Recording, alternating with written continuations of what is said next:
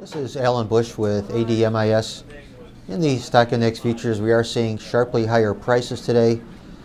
This mainly due to the jobless claims report coming in much better than expected. In fact, jobless claims at a 5-year low, so that's very supportive to stock index futures.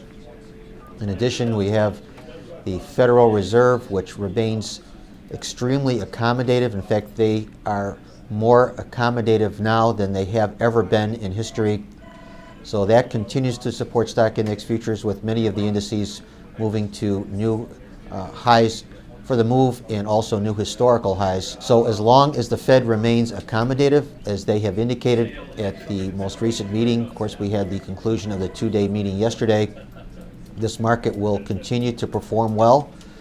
And this QE from the Fed appears to be very much open-ended. Over in the foreign currencies, seeing the dollar index firmer after several days of lower prices. The jobless claims report showing a better U.S. economy, very supportive to the U.S. dollar, is the dollar gaining.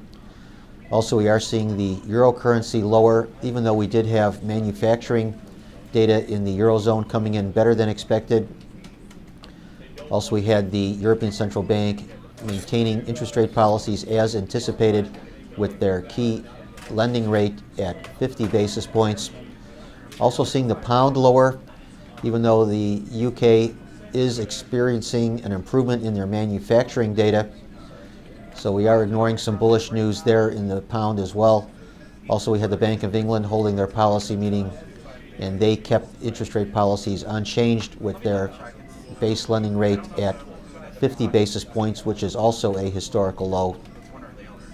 However, we are seeing a lot of pressure coming into the Australian dollar, which is not that far from new lows for the move. In fact, we are closing in on the lows that were made in 2010.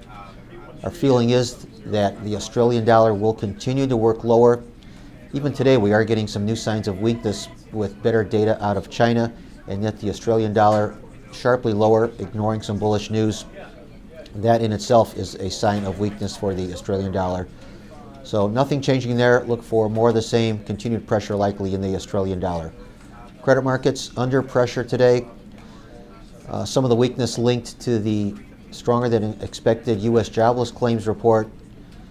Only some temporary support from yesterday's policy statement that the Fed would continue with their $85 billion a month in Treasury and mortgage-backed security purchases. Technically, this market looks very weak, especially at the long end of the curve, and I would expect lower prices from current levels today and lower prices longer term, especially at the long end of the curve, and I think this is a trend that will continue for several months. Once again, these are my opinions alone and are not the opinions of ADMIS or Archer Daniels Midland.